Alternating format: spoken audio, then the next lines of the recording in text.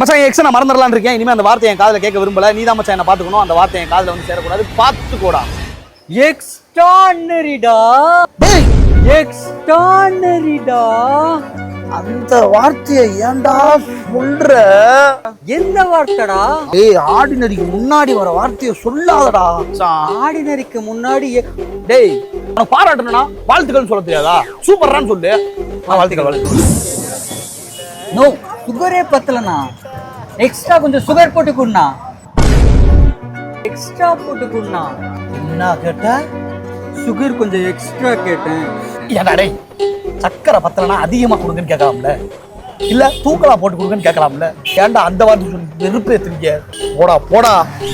Extra தானடா கேட்டேன். அவன் எக்ஸ்ட்ரா கேட்டேன். மாப்பிள்ளை, நான் ஆங்கிலத்தில் பேசினால் கண்ட வார்த்தையை சொல்லி உன் மனது புண்படும் மாதிரி ஏதாவது பேசி விடுகிறேன். அதனால் இனிமே தூய தமிழில் பேசுகிறேன். சொல்றா. நான் வண்டி எடுக்கலாம் என்று இருக்கிறேன். அதை குறித்து எக்ஸ்பிளைன் பண்ண முடியுமா? தமிழ்ல பேசணும் முடிவு பண்ணிட்டேல, தூய தமிழ்ல பேசணும் முடிவு பண்ணிட்டேல. அப்ப விளக்குகன்னு சொல்லலாம்ல, இல்ல விளக்கம் கூறுகன்னு சொல்லலாம்ல. ஏன்டா அந்த வார்த்தையை மறுபடியும் எடுத்து வந்து தொலைறீங்க? நானும் அதுக்கு தானே ட்ரை பண்றேன். ஆனா என்ன மீறி எக்ஸாக்ட்டா அந்த வேர்டு வந்து மறுபடியும் அதையே சொல்றியே மச்சான். ஜோ எனக்கு வெறியா ஆகுதுடா இப்போ. என்ன வண்டியில எடுக்க போற?